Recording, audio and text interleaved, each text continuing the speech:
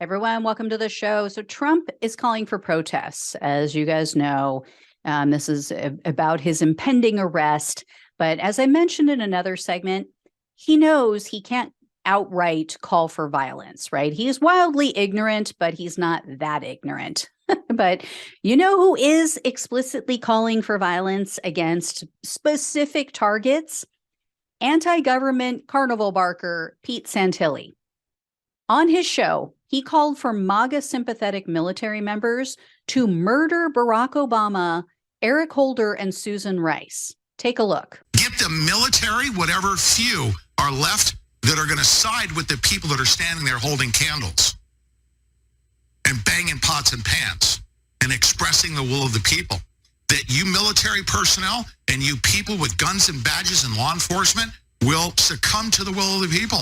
And ultimately, we absolutely demand that the criminals in this country, if you want them held accountable, the criminals are Barack Obama, Eric Holder, Susan Rice, all this entire criminal cabal that came about as a result of the murder of John F. Kennedy. The people that perpetrated the murder of John F. Kennedy, rise up to that.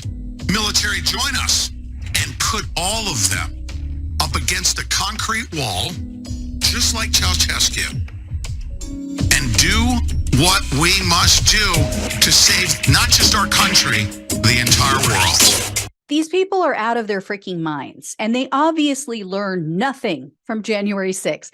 They're still planning their illegal actions online for the world to see and for the FBI to see. On right-wing online forums like the Donald.win, some Trump supporters are saying they should make a, quote, Patriot moat around Mar-a-Lago. I'm not kidding. They're discussing ways that they can surround his Florida estate and or Trump himself and just refuse to allow the police to take him into custody. One Trump supporter said, quote, "A million-strong MAGA army surrounding President Trump. Then you'd see if these 100% politically motivated charges can be realized." Another one wrote, quote, "A circle of riflemen within 1 mile radius of his current location. A smaller circle always in the same room as him." And when someone suggested that the authorities might use a helicopter to get around their MAGA moat, Trump supporters started talking about what kind of ammunition they could use to take down a helicopter. Some are calling for a strike. They're saying, quote, "Nationwide strike. All patriots, stop what you are doing and bring society to a halt." For some reason, I don't think this would be like that movie, A Day Without Mexicans. I'm just saying. Anyway, others are talking about using the Trump train tactics that they used before the 2020 election. You guys will remember that. One person wrote, quote, "Pick a blue city, take a Trump train like the 75-mile long one in Florida, park on the freeways and shut it down. It would be easy to do this to New York. Just block the bridges and tunnels. They don't have enough cops left to do anything." And then, of course, just as with January 6th, there's a ton of talk about civil war, second civil war, about hold the line. And then there's shit stirrer, Ali Alexander. You know, the guy who likes to rile people up as much as Trump. And then he runs off and he hides under his bed while the men fight. He's like a loudmouth girlfriend that gets her boyfriend into fights with men who are twice his size. Over the weekend, Alexander said, quote, 100,000 patriots should shut down all routes to Mar-a-Lago. But then Alexander said that he was not going to actually personally take part in any of this because he spoke with Alex Jones and they agreed, quote, "We've both got enough going on fighting the government. No billionaire is covering our bills."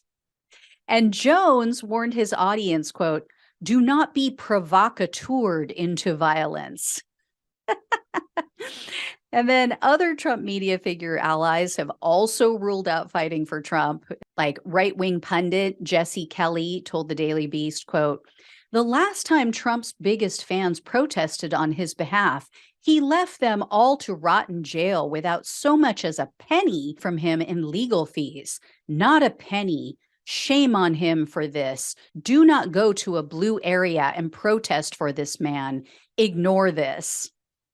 So it sounds like they finally figured out what every Trump creditor, every Trump contractor, all of his wives, what they've all known for decades.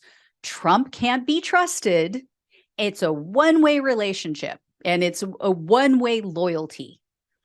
But here's the difference, I think, between people like Alex Jones and your average MAGA supporter. Jones knows, right? Jones, Alexander, many of these media figures, they know the truth about Trump. They've known for a long time.